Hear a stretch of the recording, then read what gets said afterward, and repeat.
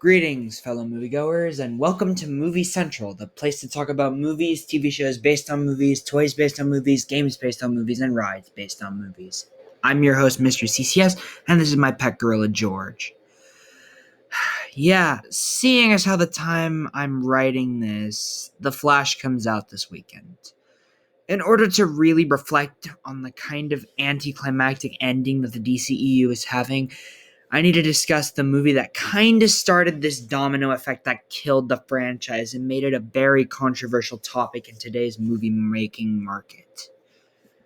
So, Man of Steel, as I said in my review for that film like 2 months ago, #shameless plug, was supposed to be the starting point of a new live-action DC cinematic universe.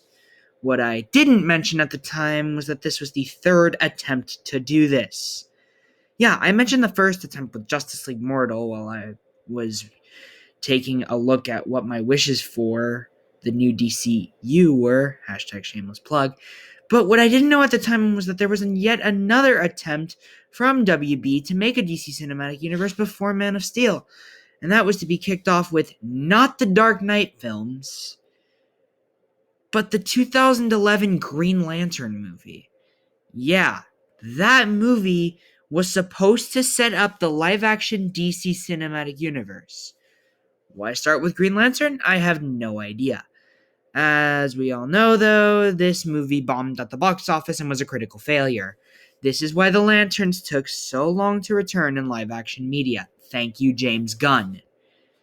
But I digress. The third attempt was made with Man of Steel, and that movie did well at the box office, so it seemed to be going pretty well. As a matter of fact, at San Diego Comic-Con 2013, that was 10 years ago, it was announced that Zack Snyder was to spearhead the new DC Cinematic Universe, or rather now DC Extended Universe. So according to fellow YouTuber The Critical Drinker, the initial plan was to start with Man of Steel, which would lead into a Dark Knight Returns adaptation, a Man of Steel sequel, and eventually a Justice League film. While not the best approach, it did seem like an okay plan, and I wouldn't have minded seeing this unfold. But the worst thing ever occurred in the form of studio interference, in which WB decided to meld the two of the projects together in a very messy film, which was then announced at SDCC 2014, alongside a project featuring the Suicide Squad. Please don't demonetize me, YouTube. Wonder Woman, the Justice League, Green Lantern, Cyborg, and a few others. It was odd to say the least, but fans seemed to be hyped for what seemed like a very different direction for a superhero film. It was a lot grittier, more adult, and a lot more fan servicey. I have to admit, this trailer looked cool to an 8-year-old me. But I never caught this film in theaters because I never really cared. Eventually, I got to the movie 2 years later, and I realized, wow, this movie kinda sucks. Yeah, critics were not very nice to the film, resulting in these guys giving the movie a whopping 29%, with the consensus of Batman v Superman: Dawn of Justice smothers a potential powerful story and some of America's most iconic superheroes in a grim whirlwind of effects-driven action. Ouch. That kinda hurts. Not just me, but every other DC fan. Regardless, the film made over $800 million at the box office, which made it a success. But what made this movie so polarizing to fans and critics? What the hell did Warner Brothers do? What the hell did Zack Snyder do? Today we're going to find out. This is Batman v Superman: Dawn of Justice, and I'm using the theatrical cut as reference, just making that clear. In combination of the Superman-Batman run, The Dark Knight Returns, and The Death of Superman, this movie takes place a year after the events of Man of Steel. Superman, played again by Henry Cavill, is seen as a negative figurehead for destroying the city, which doesn't really make sense, but I'll save criticisms until later. This grabs the attention of two individuals, Lex Luthor, played by Jesse Eisenberg, and Bruce Wayne, played by Ben Affleck. Lex uses his resources to recover the dead body of General Zod to create something that can destroy Superman, because as he puts it, if man won't kill God, the devil will do it. Bruce, on the other hand, who's been retired for some time after the death of his partner, decides to suit up as the Dark Knight once again and try to kill Superman because clearly that's the best thing to do, and all the while try to set up a huge universe of characters and films. Okay, I had a very hard time paraphrasing and discussing the story because it's very messy, jumbled, and way less intelligent than it thinks it is. I downright refuse to believe that this was a script examined by competent studio heads. It's absolutely ridiculous how frustratingly bad this one is. I want to like a movie like this because the concept leads to great story beats, but it wasn't pulled off here. Many reasons are to blame, but there isn't much else to say. The story is rushed, and I'm asking for what the reason of this movie's existence is for. Setting up a universe. I will get to that in a minute, but the point I'm trying to make is that the story of this movie is painfully written and fails at so many things, including adapting great stories from the comics, making great versions of these amazing characters, and being a great movie. It fails at all of that and so much more. And it affects the other aspects of the movie violently. So I'm going to get right into it and explain how this movie really failed at pretty much, God, everything. Let's start off with the characters. For all of his faults in Man of Steel, Henry Cavill was a good Superman. But in Batman v Superman, however, he is really nothing special. He's constantly got no personality whatsoever. He's got a bored expression on his face the entire movie, and I constantly cannot remember any arc he goes through. He has no personality and doesn't amount to anything in this film, despite the fact that he is one of the title characters. The most memorable thing about him in the film is that he was set up to be a bigger threat in the finale of the universe with the Nightmare Future, something that these movies did right, but we won't ever see how that turns out now. As far as Batman goes, I think Ben Affleck does a great job playing an older Bruce Wayne. However, I don't really care about the older Batman stories being in a larger universe. What makes Batman's interactions with the other heroes unique is that he is around their age, but he is far different compared to them in regards to their points of views and skills. Aging him up also skips the great opportunities they had to create great standalone films with the Bat family. Stories like Red Hood, Hush, Nightfall, Killing Joke, Court of Owls, and a few others. Dark Knight Returns, if anything, is the very last thing Batman does in his career. Why start here? Whatever, this was the plan from the beginning. They wanted an older Batman, and that was their choice. I can get by it if they do him right. Spoilers, they don't. For one thing, Batman kills. Yeah, his one rule.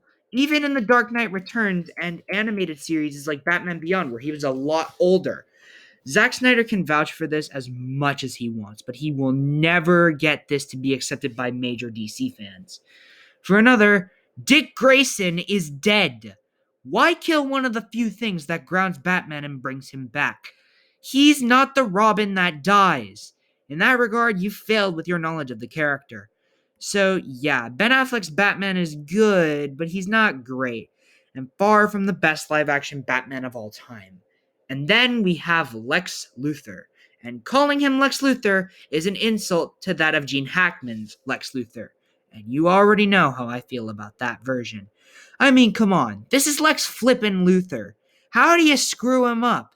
Apparently, you screw him up by making him twice as young, give him hair, make him feed someone a Jolly Rancher, yeah, pee in a cup and give it to Elastigirl, yeah, Holly Hunter is in this movie and does pretty much nothing, and make him know the identities of both Batman and Superman, despite Batman being MIA and Superman existing for less than 2 years. How the hell is this a competent villain writing? When did David S. Goyer think this is how Lex was? It makes me more thankful that we have Clancy Brown's version of Lex Luthor, the one who does something and is very competent and an evil threat. He doesn't need to know the identity of Batman or Superman. All he needs to know is how to take them out.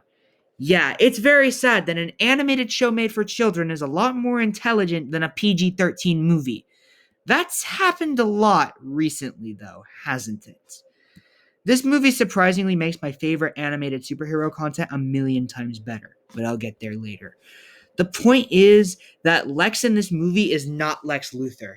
It's just Jesse Eisenberg in his worst performance. And he could have done a great job because he played an evil rich man on The Social Network, which took home an Oscar, by the way. Yeah, that stings. As far as the other characters go, Martha doesn't do too much. Alfred is just kind of here, but he's played by Jeremy Irons, who's great in the role. Swanwick doesn't do anything. KG Beast is just a reference by name. Jimmy Olsen doesn't freaking exist at all anymore. And Lois Lane is here to appeal for certain demographics and to be the girl that Superman saves. And then we have Wonder Woman, played by Gal Gadot. I don't really have much to say about her here. She just kind of shows up to set the future movies up. And so do the Flash, Aquaman, and Cyborg. They don't do anything except forcefully set up a universe clumsily and very cheaply. Subtlety is the key, and they failed with that here. Oof. Yeah, this forceful setup is really one of the things that hurt this film, and it is a textbook example of how not to set up a cinematic universe. As far as Doomsday goes, well, I don't have any particular thoughts on him. He's a plot device meant to take out the Man of Steel to set up future movies. I like the Death of Superman storyline, but this was a very bad way to adapt it. You cannot adapt this story so early. It takes away from the impact and makes us realize that this version of Superman is not that special because they're trying to rush conflict. Yeah, this movie has downright terrible writing. And if you question the slightest thing that's wrong with it, it starts to fall apart. There is one more problem with the writing of the film, however, and that comes down to the scene where Batman is battling Superman. This scene doesn't have any weight to it, and it doesn't feel epic. There are no stakes, it's dull and lifeless, and there's no score to accompany it. It's a 10-minute scene that should have been more, kind of like the animated version of the fight. What ruins it is the line Superman says, "You know it, you know people hate it, it's Save Martha." Yeah, this line is complete garbage. What does it do? Nothing. The forced tension in this scene completely killed it for me. This is where I drew the line. This is where it turned from overly dull to downright goofy. And that is an insult and a stain on the live-action DC movies that will never come off. So yeah, overall, I am not impressed with the writing of this movie nor characters. It's sad, and it gives me even more hope in the future that James Gunn gives us something wonderful. But until then, we've got these really bad and poorly done versions of these great characters. But is there anything of substance? Well, yes. The visual effects are pretty good. Now, I hate the color grading in this movie, but it still has some pretty damn impressive CGI and practical effects. The Batmobile looks excellent. It's one of the best looking versions of the car ever put onto the big screen, and I ultimately have no complaints about it. The rest of the effects aren't too much to look forward to. Superman flying is pretty standard. Doomsday is animated well but looks horrible. The explosions and pyrotechnics look pretty good overall, and I didn't know they were practical. But still, they hold up. My favorite effect is still the Batmobile, though. It's the only one that was consistently good from beginning to end. Now, as for the music, Hans Zimmer and Junkie XL composed the score, and we have some pretty good music in there. I still like Superman's theme, though it's not as iconic as they hoped it would be, but the highlight for me was Wonder Woman's theme. It's very awesome and heroic, just as a score for a hero should be, even though the character wasn't too impressive. Other than that, I don't remember much. It was composed very well, though. And as far as action scenes go, the best ones come from Batman and his hand-to-hand combat, particularly with the warehouse sequence. The Batmobile chase was pretty cool, too. And the final battle wasn't that great, but I had a good time with it. As I said before, though, the Batman-Superman fight was terrible, and it didn't hold a candle to their fight in The Dark Knight Returns, or Hush, or the Injustice series. So yeah, Batman vs. Superman is a bad movie. It isn't as mature as it should be, it isn't as well thought out as it should be, and it just feels passionless. If you want a much better Batman v Superman movie, and you want it done properly, go play the first Injustice game.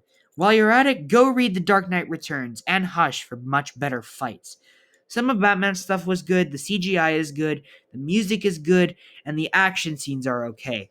But other than that, this movie is complete garbage, which is why it gets a 3 out of 10. And before I end this review, it is baffling that 5 animated shows: Batman the Animated Series, The Spectacular Spider-Man, Justice League, Teenage Mutant Ninja Turtles, and The Avengers Earth's Mightiest Heroes. Shows made for kids are far more adult and well thought out when compared to a movie that has an R-rated extended cut. Let that sink in. So yeah, I took a detour from the DCEU to review this movie, and I think I got my point across.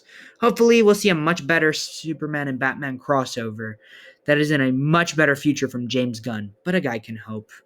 Anyways, feel free to leave your thoughts on Batman v Superman in the comments below, and tune in next week when I return to the DCAMU with Justice League vs. Teen Titans. With that said, my name is Mr. CCS, this is Movie Central, and that, my friends, is a wrap. See you next week.